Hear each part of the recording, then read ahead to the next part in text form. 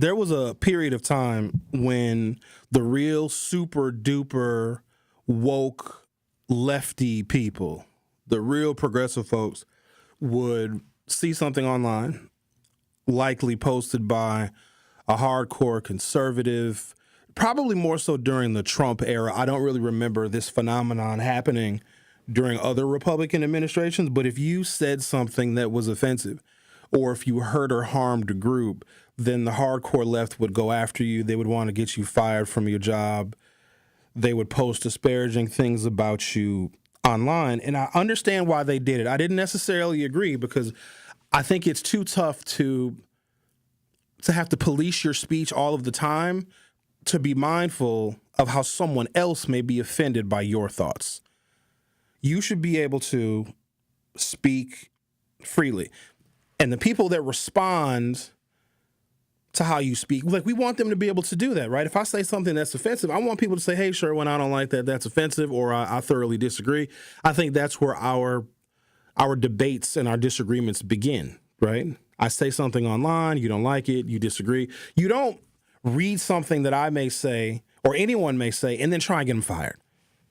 That's not how this is supposed to work, but I understand why the left did it. They did it because they didn't really have any political power.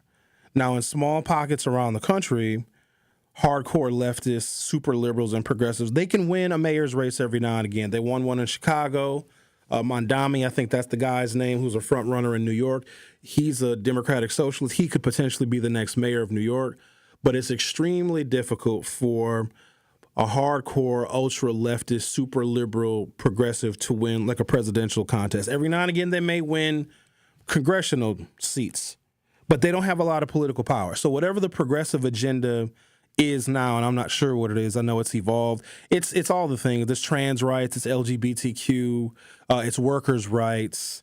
The healthcare is probably thrown in the mix as well. It's a whole bunch of things for a whole lot of different constituencies in the Democratic Party. Even the smallest of constituencies, like what the hardcore left will do is they'll put so much effort and emphasis into the rights of trans people, but not realizing that trans people are maybe 0.1% of the voters, but they'll have their whole political agenda for a period of time just focused on something that's really, really minuscule, instead of taking a much broader view and saying everybody, no matter what, should get fair and equal treatment under the law.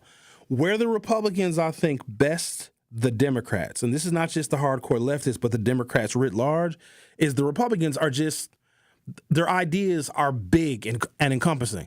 Immigrants are taking our jobs. Throw them out. We love God. Well, let's keep the Bible. Everybody keep their guns. They don't really get all that nuanced. Let's support businesses and give tax breaks to businesses because then businesses will take the tax breaks and create more jobs. They don't really get all that nuanced. Now they are becoming more nuanced, and I'm actually seeing the hardcore right now acting like the hardcore left. Those on the right would celebrate their freedom of speech, and they would say wholly offensive things. You got to remember, the reactionary right are white nationalist groups and neo-Nazis and Aryan Nations groups and the Boogaloo Boys and the Proud Boys. Like, those are all factions of the political right. The people that stormed the Capitol on January 6th, those are crusaders for free speech. Now, here's the thing. We didn't like it, especially when their free speech was used as a form of not just protest, but a way to try and overthrow the counting of a free and fair election. But here's the thing. Them boys and some women folk can say whatever they want. And we may not like it. So if we don't like what they say, we just don't engage with them. But they still have the ability to say whatever they want. Here's what I'm finding disturbing and distasteful and very hypocritical.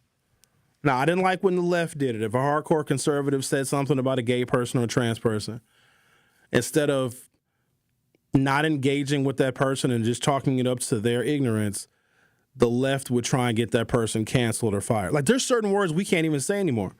I would tell you what those words are, but I'd get canceled. Like, we've taken words out of the lexicon that if you use those words, because these words have been used to disparage other people, but I can still say nigger. Ain't that crazy?